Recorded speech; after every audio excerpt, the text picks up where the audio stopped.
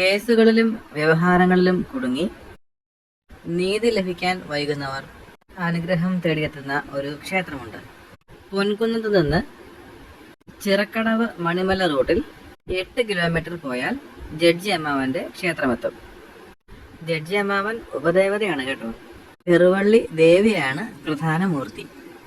18-ാം നൂറ്റാണ്ടിൽ ജീവിച്ചിരുന്ന നീതിമാനായ ഒരു ജഡ്ജിയായിരുന്നു ജഡ്ജി അമ്മാവൻ.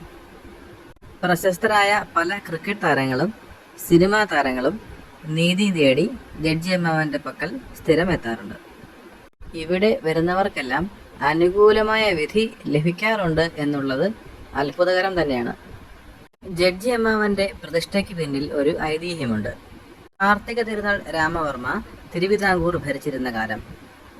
അന്ന് കൊട്ടാരം ന്യായാധിപനായിരുന്നു തിരുവല്ല തലവടി സ്വദേശി ഗോവിന്ദപിള്ള.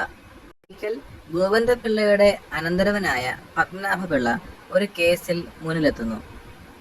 സാഹചര്യ തെളിവുകളുടെ അടിസ്ഥാനത്തിൽ പിള്ള അനന്തരവനെ തൂക്കുകയർ വിധിക്കുന്നു. എന്നാൽ തന്റെ വിധിന്യായത്തിൽ പിഴവുകൾ ഉണ്ടായിരുന്നുവെന്ന് മനസ്സിലാക്കിയ പിള്ള തന്നെ ശിക്ഷിക്കാൻ രാജാവിനോട് അപേക്ഷിക്കുന്നു.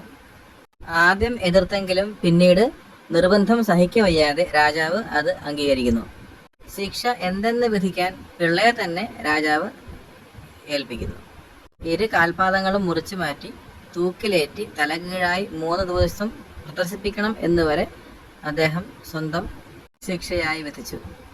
എന്നാൽ അധികം താമസിയാതെ നാട്ടിൽ ദുർനിമിത്തങ്ങൾ കണ്ടു തുടങ്ങി.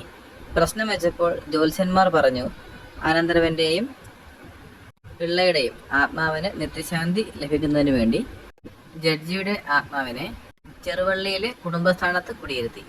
പിന്നീട് അദ്ദേഹത്തിന്റെ പിന്മുറക്കാർ 1978-ൽ ശ്രീകോവിലോടുകൂടി ക്ഷേത്രം പണികഴിപ്പിക്കുകയായിരുന്നു.